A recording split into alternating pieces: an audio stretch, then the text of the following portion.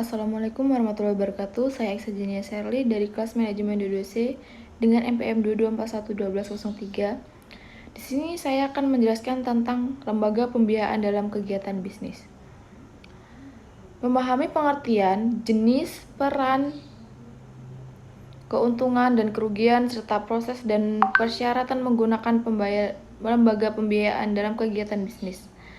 Menjelajahi contoh lembaga pembiayaan yang berhasil di Indonesia.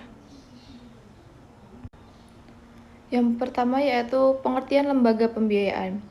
Lembaga pembiayaan adalah entitas yang memberikan dana kepada individu atau perusahaan untuk memenuhi kebutuhan keuangan dalam kegiatan bisnis. Mereka dapat berupa bank, perusahaan pembiayaan, atau lembaga keuangan lainnya. Berikut ada jenis-jenis lembaga pembiayaan. Yang pertama, bank komersial, yaitu bank yang memberikan pinjaman dan menyediakan berbagai layanan keuangan pada bisnis dan individu. Yang kedua, bank pembangunan, yaitu bank yang didirikan oleh pemerintah untuk mendukung pembangunan ekonomi. Yang ketiga, perusahaan pembiayaan, perusahaan yang fokus pada pembiayaan barang konsumsi dan investasi seperti kredit mobil atau peralatan. Yang terakhir, investor swasta, individu atau kelompok yang memberikan dana kepada bisnis dalam bentuk pinjaman atau modal perusahaan. Yang selanjutnya ada peran lembaga pembiayaan dalam kegiatan bisnis. Yang pertama, sumber pendanaan. Lembaga membiayakan penyediaan sumber pendanaan yang diperlukan bagi bisnis untuk memulai atau membangun operasional mereka. Yang kedua, meningkatkan likuiditas, yaitu pinjaman dan lembaga pembiayaan dapat membantu bisnis mengatasi kekurangan dana jangka pendek.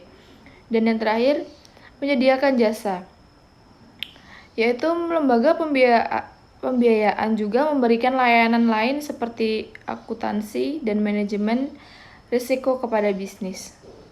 Dan selanjutnya ada keuntungan dan kerugian menggunakan lembaga pembiayaan. Yang pertama ada keuntungan, yaitu pendanaan yang cepat dan mudah, lalu pilihan bunga atau profil yang kompetitif, dan yang terakhir berbagai jenis produk dan layanan tersediaan. Yang selanjutnya ada kerugian. Kerugian itu dibagi menjadi 3, yaitu yang pertama dapat terkena bunga atau profit yang tinggi, yang kedua proses persetujuan yang rumit dan waktu yang diperlukan, dan yang terakhir ada resiko pembayaran yang tinggi. Yang selanjutnya ada proses pembiayaan dari lembaga pembiayaan. Yang pertama, pengajuan pembiayaan. Bisnis mengajukan permohonan pembiayaan dengan menyampaikan informasi dan dokumen yang diperlukan. Yang kedua, ada penilaian risiko. Lembaga pembiayaan menganalisis risiko bisnis dan memutuskan apakah akan menyetujui atau menolak permohonan. Yang ketiga, persetujuan dan pencairan dana. Jika permohonan disetujui, lembaga pembiayaan akan memberikan persetujuan mengirimkan dana ke bisnis. Selanjutnya ada persyaratan untuk mendapatkan pembiayaan dari lembaga pembiaya. Yang pertama ada proposal bisnis. Bisnis perlu menyusun proposal yang menjelaskan tujuan penggunaan dana dan potensi keuntungan yang akan dihasilkan. Yang kedua ada dokumen keuangan. Laporan keuangan, catatan bukti pendapatan, dan dokumen lain yang menunjukkan kelayakan bisnis. Yang terakhir ada jaminan. Bisnis dapat diminta memberikan jaminan berupa aset seperti tanah, kendaraan, atau barang berharga lainnya.